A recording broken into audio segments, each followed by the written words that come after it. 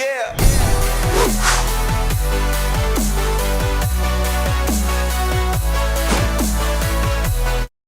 Welcome back to the Gridiron Expert. Minnesota's boat took on a little bit of water in 2020, but rest assured, the Golden Gophers are still rowing in the right direction. So again, guys, welcome back to the Gridiron Expert, ready to predict Minnesota's record for the 2021 college football season. As always, make sure to continue to like, comment, subscribe, share our videos, and also make sure to check out everything down in the description below, including our brand new expert picks over on the website, thegridironexpert.com. Make sure to go sign up for those. Again, some of the best college football and NFL spread picks in the entire country. We're offering up over 250 spread picks for this season. I can promise you do not want to miss out on it. So again, go sign up today over on thegridironexpert.com. So again, Minnesota. We said they took on a little bit of water last year. What do we mean by that? Well, in 2019, this team went 11-2. PJ Fleck did an amazing job with the Golden Gophers. And with so much talent coming back in 2020, everybody thought that Minnesota was going to continue to row in the right direction. Well, it was very evident after their Week 1 loss to Michigan that this team was not the same that we saw in 2019. And Minnesota dropped to 3-4 in 2020. A very disappointing year for them. Obviously, though, a year that was cut short by COVID, and obviously a year that Minnesota had tons of opt-outs and injuries due to COVID. But PJ Fleck believes this team can bounce back, and so do we. Maybe not 11 wins like we saw a few years ago, but back to contending in the Big Ten, back to getting to a solid bowl game. We take a look at the offense for Minnesota. 9 starters are back, and that right there is going to be the strength of this team. Putting it down right now. And it all starts with their quarterback in Tanner Morgan. In 2019, he threw for over 3,000 yards and 30 touchdowns. Last year, he threw for a little over 1,300 yards, 7 touchdowns, and 5 interceptions. So his numbers took a major step back. It didn't hurt that Rashod Bateman opted out midway through the season. Rashod Bateman is now gone, a guy that they targeted nearly 50% of the time when they threw the ball. But Chris Autman-Bell returns. He's going to be Morgan's number 1 receiver. Had 430 yards and a touchdown last year. Should also be noted that Minnesota returns Mohamed Ibrahim at running back, a guy that rushed for over 1,000 yards and 15 touchdowns in just 7 games. Was named the Big Ten Running Back of the Year, and rightfully so. Offensive coordinator Mike Sanford Jr. enters his 2nd year, and he's going to have to do a lot of work with this offense. Again, an offense that took a major step back in 2020, but seems poised to return to form in 2021. The defense, to me, is the area that needs the most work. Only 6 starters back on that side of the ball, and PJ Fleck recognized that. He recognized that, hey, giving up 30.1 points per game and giving up 207.1 rushing yards per game is unacceptable. So he went out and hit the transfer portal hard, and he bulked up that defensive line. It all starts with Niles Pinckney, who they got from Clemson, without a doubt the biggest transfer that Minnesota landed. This team only had 18 tackles for a loss that last year. 4.3% of their defensive snaps resulted in tackles for a loss, one of the lowest marks in the entire country. They need improvement up front. The linebacking core, however, is relatively strong. Mariano Sori-Marin returns at linebacker, led the team with 54 tackles last year. And I'm telling you guys, he is going to be a leader of this defense. And this defense as a whole is going to be the difference maker in a lot of these games for Minnesota, whether or not they win some big ones or they continue to fall just short. We take a look at the Golden Gophers' record, or excuse me, their schedule. We'll get to the record in a second. Take a look at their schedule, and it starts with a home date against Ohio State.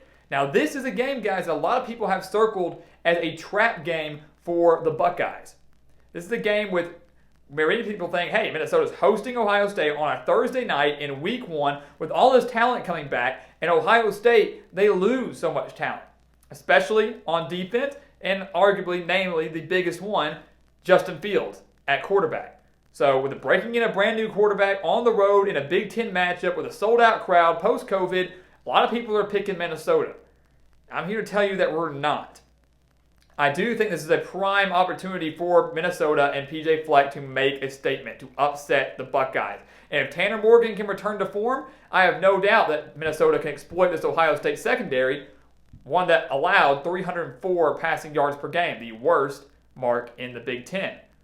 But my question is, can Minnesota stop Master Teague? Can Minnesota's poor rushing defense stop Master Teague? And whoever's at quarterback, we believe it will be C.J. Stroud. We believe he can get the job done early on, and he has two of the best receivers in the country, in Chris Olave and Garrett Wilson, to get the job done with him. We believe the game's closer than maybe some expect, but Ohio State will come on the road and beat Minnesota. The Golden Gophers then, we do think, beats Miami, Ohio. Shouldn't be much of a competition there, really. And then they return on the road to Colorado. And this is another intriguing game, guys. This reminds me a lot of Colorado's game a few years ago when they played Nebraska, and they beat the Cornhuskers, and it was a bit of a mini upset there. Colorado went 4-2 last year, surprised a lot of people on Carl Durrell's first season in Boulder. And now they're going through a lot of changes themselves. Their quarterback, Sam Neuer, from last year has departed, transferred to Oregon State. They now break in a brand new quarterback in Brendan Lewis, who actually led the team, I should say, to 3 touchdowns in their Alamo Bowl loss to Texas. But Lewis is a dangerous dual-threat quarterback. In Colorado, they like to run the ball. They averaged 181.2 rushing yards per game last year, led by Jarek Broussard and Alex Fontenot, who was injured last year but should return to form in 2021. You have a dual running back situation in the backfield and a dangerous dual-threat quarterback going up against one of the poorer rushing defenses in the Big Ten last year in Minnesota. The game's in Boulder. I like Colorado to pull off this game. I like the Buffaloes to pull off a mini upset over Minnesota, who I think, again, is continuously improving each week, but their rushing defense quite not up to par, especially on the road. They're 1-2. We make them 2-2 with a win against Bowling Green. And I will say this about Minnesota's schedule, guys, before everybody starts to freak out. Look at the schedule a little bit closer. Their first few games are tough. Ohio State, Colorado, some tough games. Their final 3 are tough. Iowa, Indiana, Wisconsin. The season will be made right in the middle of the season, right in the thick of October and towards the end of September. That's where this season is made, because those are all very winnable games from Minnesota.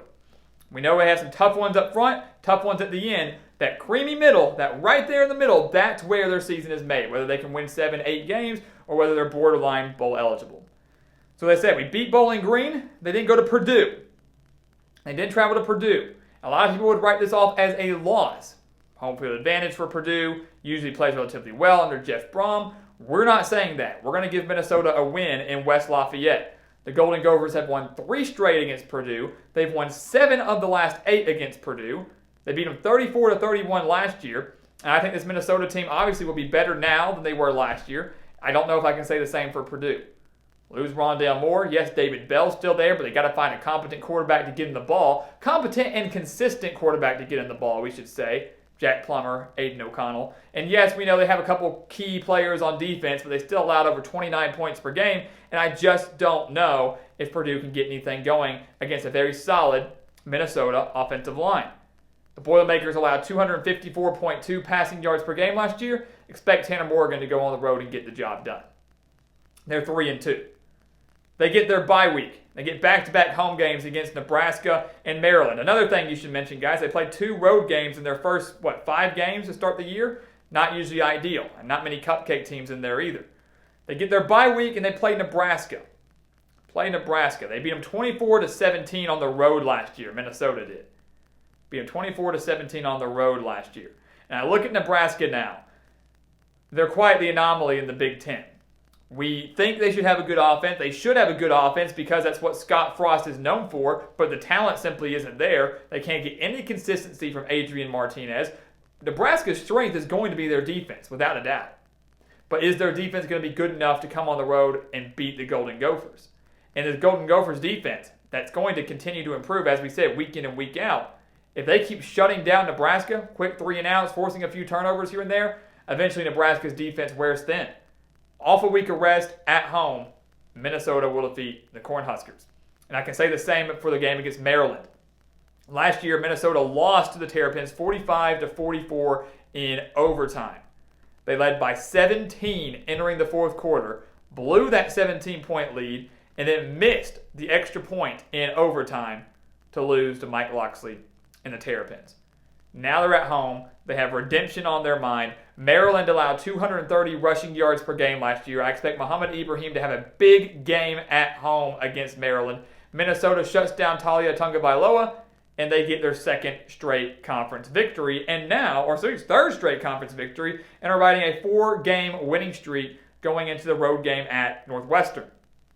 If you remember, Northwestern won the Big Ten West last year, had a great team. Peyton Ramsey came in and brought stability to the quarterback position. Their defense is one of the best in the country, and as we all know, Pat Fitzgerald remains one of the best coaches in the entire country. But a lot of those key playmakers and a lot of those big contributors to last year's West champions are gone. A lot of those guys are gone. That includes Peyton Ramsey. Ryan Helinski does come in at quarterback, the transfer QB from South Carolina, but only 3 starters are back on offense. Only 4 starters are back on defense. And while the game is in Evanston, I do believe, I think as everybody else would, that Northwestern is going to take a major step back in 2021. They're one of those teams that really didn't benefit from many super seniors, if you want to call them that, in 2021. They don't benefit from any of those. A lot of inexperience on this Northwestern team. And I don't think they have the offensive capability to put up points against Minnesota. And while their defense is strong, I think Minnesota is balanced enough to go on the road and win this game. So yes, we do have them beating Northwestern on the road. And yes, we do have them defeating Illinois at home. Why even talk about that game? They beat the Fighting Illini 41-14 on the road last year. Now it's in Minnesota. Illinois is dealing with a brand new head coach in Brett Bielema. A lot of the same players are back from last year's Illinois squad. What's that matter? If they couldn't put up numbers last year, they're not going to be able to do it this year with a brand new head coach. Illinois will be one of the worst teams in the Big Ten. What else is new? Minnesota defeats the Fighting Illini to begin November. And having said that, guys, you look at that, it's a 1-2 start for Minnesota. Well, now they've won 6 straight games. They're 7-2. And keep in mind that only one of those losses is a conference game. We have them losing to Colorado. The other one's Ohio State. So they are in the thick of the Big Ten title race. They're in the thick of the Big Ten West division race at 7-2. Playoff, not necessarily. 2 losses isn't going to get them there. But to get to the Big Ten title, it's a possibility going into the final 3 weeks of the season. The problem is, like we mentioned, Ohio State's tough, Colorado's tough, the first couple of games are tough. The last 3 games are brutal. At Iowa, at Indiana, the home date against Wisconsin. So that's why, again, we say that if Minnesota wants to have a semi-special season, they've got to do a lot of their work on the front end, because the back end, it doesn't look very likely. We start off at Iowa. They lost to the Hawkeyes 35-7 last year, so keep that in mind. An Iowa team that started very poorly but won 6 straight games to end the year, beat Minnesota 35-7, and now Minnesota is going to Kinnick Stadium. They're going to Kinnick Stadium to face an Iowa squad that we have very high hopes for. We have an Iowa team that we have very high expectations for. An Iowa team that has one of the better defenses in the country, both defensive line, linebacker, secondary, you name it, they've got it. Not many teams walk into Kinnick and get a win. Minnesota will not be any exception. They fall to the Hawkeyes.